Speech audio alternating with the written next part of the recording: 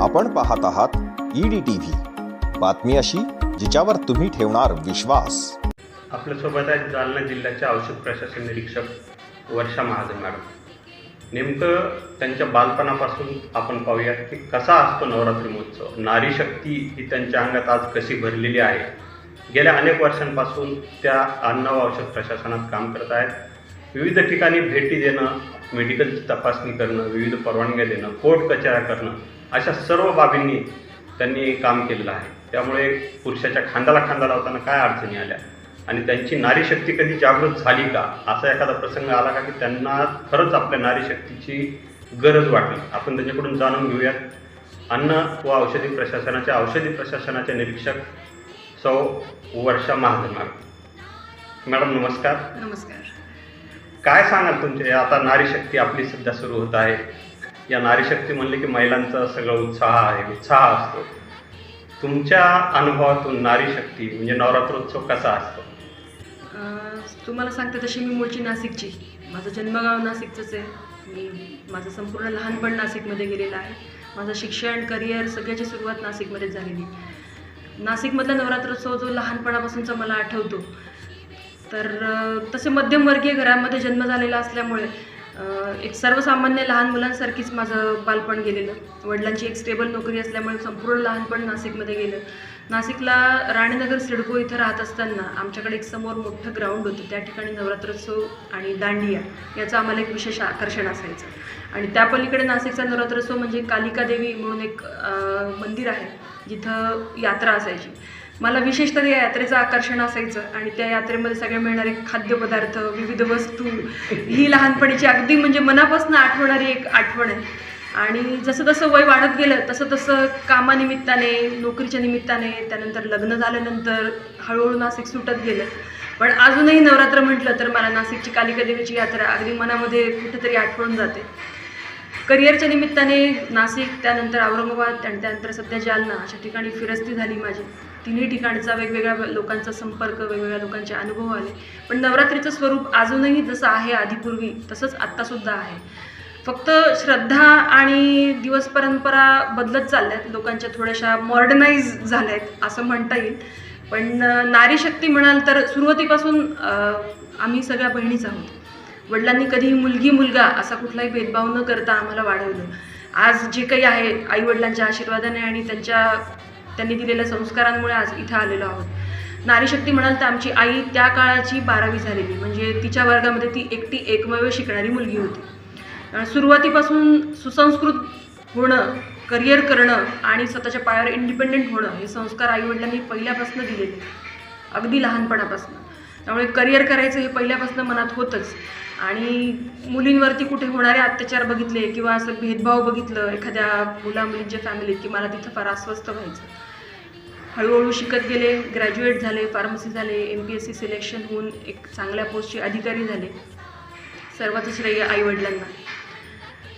नारी शक्ती म्हणाल तर करिअर, संसार, मुलं आणि नोकरी याची एक मोठी कसरत असते।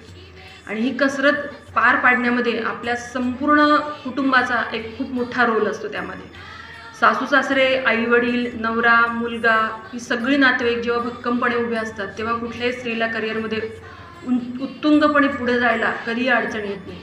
सुदैवाने मी खूप नशिबाने आहे की माझ्या आईवडिलांनी पण मला खूप सपोर्ट केला। माझ्या मुलाला लहान असताना त्यांनी सांभाळलं, म्हणून मला करिअर खरं तर करता आलं। आणि त्याच्यानंतर माझ्या मिस्टरांचा मला खूप स्ट्रॉंग सपोर्ट मिळाला। त्यांनी त्यांच्या करिअरचा कधीही विचार न करता नेहमी माझ्या बदल्यांच्या ठिकाणी स्वतःला शिफ्ट करत घेतलं। मुलासाठी त्यांनी नेहमी वेळ दिला की तुला नाही जमत आहे तर मी करून घेतो, असं कधीही म्हणलं नाही की तुझ्यामुळे माझं करिअर होत नाही आहे। ते म्हणतात ना की यशस्वी पुरुषामागे स्त्री असते, तसं माझ्या यशामागे माझं कुटुंब आहे। माझ्या सासू सासऱ्यांनी मला नेहमी सपोर्ट केला। सर्व परंपरांना मी योग्य वेळ देऊ शकत नाही खरं तर, कारण आता कुळाचार असतात, कुळधर्म असतात, ज्याला आपण बऱ्याचदा हजर राहू शकत नाही किंवा ज्या पार पाडायला हव्यात त्या होत नाही। त्याच्यात त्यांनी कधी असं रूढीवादी परंपरा ठेवून मला कधी असं हे करच असं म्हटलं नाही। जे तुला पटते, जे तुझ्या बुद्धीला पटते तसं तू कर, त्या पद्धतीने कर। मला स्वतःला सगळ्या प्रथा परंपरा फॉलो करायला आवडतात, सगळे सण मनापासून एन्जॉय करायला आवडतात। एक अधिकारी पद साईडला ठेवून सगळ्या गोष्टी एन्जॉय करत असते मी। त्यामुळे मला असं कधी वाटत नाही की करिअरचा त्रास आपल्या फॅमिलीला किंवा फॅमिलीचे इश्यूज आपल्या करिअरला अफेक्ट करतात। बॅलन्स ठेवणं हे स्त्रियांच्या रक्तात मूळतः असतं. म्हणूनच तिला कदाचित जननी म्हणलं जातं, कारण तो त्रास फक्त एक बाईच सहन करू शकते. त्यामुळे तेवढा एक्स्ट्रीम त्रास सहन केल्यानंतर ह्या करिअरमधल्या अडचणी म्हणजे काही विशेष वाटत नाही. कोविडमधल्या सुद्धा आम्ही सगळ्या अडचणी त्यामध्ये सहज झेलून गेलो.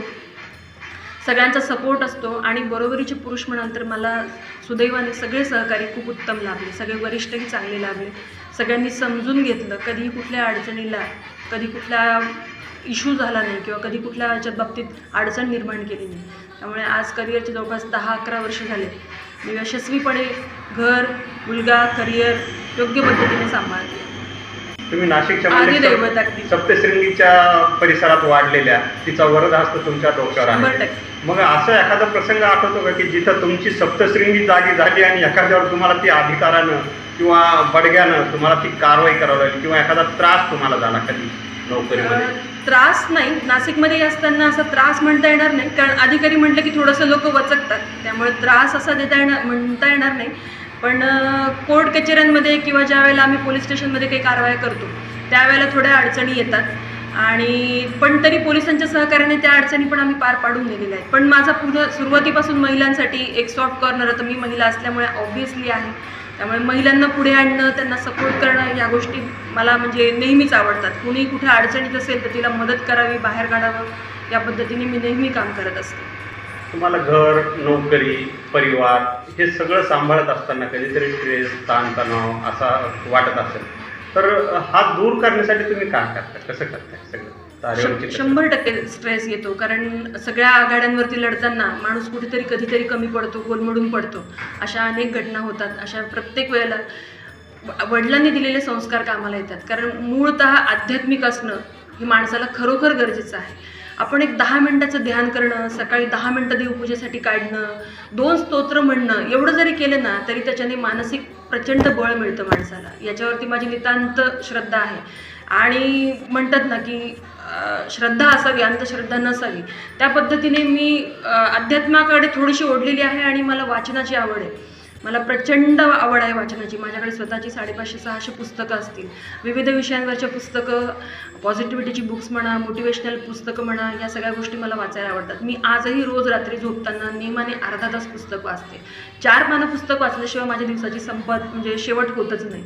त्यामुळे मला संध्याकाळी रिलॅक्स वाटतं. मी जेव्हाही वाचायला बसते मी सगळं विसरून, सगळ्या स्ट्रेस सोडून एन्जॉय करते. सुरुवातीला सुरू केलेली नोकरी आणि आज करत असलेला पदभार किंवा इतर व्याप यामध्ये कसं तुम्ही सांभाळून देता? सुरुवातीच्या नोकरीमध्ये सुरुवातीला खूपच स्ट्रगल करावी लागली, कारण नवीन होतो, सगळा अनुभव नवीन होता. आणि प्रशासनामध्ये काम करण्याचा पूर्वीचा अनुभव नव्हता, कारण मी याआधी फार्मा कंपन्यांमध्ये काम करत होते. तो आणि प्रशासन हे अगदी 2 टोकं होते. प्रशासनातल्या सगळ्या गोष्टी वरिष्ठांनी शिकवल्या, हळूहळू सगळे अनुभव येत गेले. आणि आता त्यातही 2 वर्ष कोविडचे जे आम्ही काम केलं त्यात एवढा प्रदीर्घ अनुभव आला की आता प्रशासनातल्या अडचणी आणि आत्ताचं काम करणं त्या मनाने काहीच अवघड वाटत नाही. आता अगदी सहजपणे आपण कितीही अडचणी आल्या, कितीही अवघड सिच्युएशन आली तरी पार पाडून देता येते. लहानपणी कधी जत्रेत गेला असाल, यात्रेत गेला असाल, तर त्याच्यातला एखादा काही किस्सा किंवा कुठल्या आठवण तुम्हाला आज आठवते का या निमित्ताने? लहानपणी जत्रेत तुम्हाला सांगते, मला नेहमीच लाल ते गुडीशेव नावाचा एक प्रकार असायचा यात्रेमध्ये. ते खाण्याची प्रचंड क्रेज होती आणि बऱ्याचदा त्याच्यासाठी रडारड करणं, वडिलांच्या मागे लागणं, फुगे विकत घेणं, हा प्रकार मला तेव्हा म्हणजे आता हास्यास्पद वाटतं ते की आपण किती हट्ट करायचो त्यावेळेला. पण मला अजूनही त्याची आठवण येते आणि अजूनही असं वाटतं. आता दुर्दैवाने वडील नाही आहेत माझे, पण वडिलांबरोबर घालवले ते यात्रेतले क्षण आयुष्यभर आठवण राहून राहणार. आज जी नारी शक्ती आहे, आज ज्या युवती आहेत, महिला आहेत, त्यांच्यात काय बदल आहे? हा उत्सव ते कशा पद्धतीने साजरे करत आहेत आणि तुमचं काय मत आहे त्याबद्दल? आत्ताच्या आणि पूर्वीच्या स्त्रियांमध्ये खरंच खूप फरक झालेला आहे. कारण आता मुली शिकतात, स्वतःची मतं व्यक्त करतात, इंडिपेंडेंट होतात. आणि आजचा काळ म्हणजे खरं तर स्त्री शक्तीचा आहेच. त्यामुळे मुली आता पूर्वीसारख्या अशा कमजोर, इवन म्हणजे अगदी कराटे, जिम, स्पोर्ट्स कुठल्या क्षेत्रात मुली पुढे नाही आहेत. सध्या महिला सर्व क्षेत्र गाजवत आहेत. आणि आता तर म्हणजे विधेयकसुद्धा पार पाडणारे म्हणत आहेत पार्लमेंटमध्ये. त्याच्यामुळे त्यानंतर तर म्हणजे राजकारणातसुद्धा महिला बरोबरीने पुढे येतील. त्यामुळे स्त्रिया कमजोर असं आता हे समीकरण पूर्णपणे बदलेल. स्त्री शक्ती आधीही होती आणि अजूनही तुमच्या बरोबरीने म्हणजे पुरुषांच्या खांद्याला खांदा लावून आज महिला जे काम करत आहेत मला सर्वच क्षेत्रात जेव्हा जेव्हा मी अशा महिला उच्च पदावरती बघते की त्या आपल्यापेक्षा चांगल्या ठिकाणी काम करत आहेत, पोलिसांमध्ये ज्या वरिष्ठ महिला काम करत आहेत, मला त्या सर्वांबद्दल प्रचंड अभिमान आहे की त्या स्वतः एक स्त्री असून सर्व प्रकारची कामं अगदी योग्य पद्धतीने पुरुषांच्या बरोबरीने पार पाडत आहेत.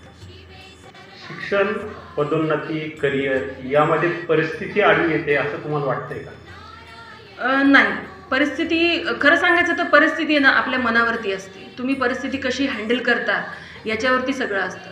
ते म्हणतात ना की झोपडीमधला मुलगासुद्धा कधी 12वीचे मार्क टॉप करून जातो, मग त्याची परिस्थिती वेगळी असते का? तोही अडचणींमधनंच. शेवटी कसं आहे ना, तुमचा मनाचा निर्धार खूप मॅटर करतो. तुमची ध्येय किती आहेत आणि ती मिळवण्याची तुमची महत्त्वाकांक्षा किती स्ट्रॉंग आहे याच्यावरती सगळं असतं. त्याच्यामुळे मला वाटत नाही की परिस्थिती कधी यशाच्या आड येते. तुम्ही तर नोकरी मिळवली, आता भविष्यात अनेक तरुणी आहेत ज्या नोकरीत येऊ इच्छितात, करिअर करण्यासाठी इच्छितात, काय सल्ला द्याल त्यांना? नक्कीच करायला पाहिजे, कारण आजच्या काळाची गरज आहे की स्त्रीने आर्थिकदृष्ट्या सक्षम होणं खूप गरजेचं आहे. प्रत्येक स्त्रीने आर्थिकदृष्ट्या इंडिपेंडेंट होणं, जरी तिच्या फॅमिलीला गरज नसेल तरीसुद्धा. असं नाही आहे की सुखवस्तू घरातल्या मुलींनी नोकरी करू नये किंवा पैसे कमवू नये, काय गरज आहे? गरजेसाठी नाही, पण आपल्या आत्मसन्मानासाठी आणि आपल्या उन्नतीसाठी नोकरी करायला हवी. आर्थिकदृष्ट्या सक्षम होणं ही काळाची गरज आहे.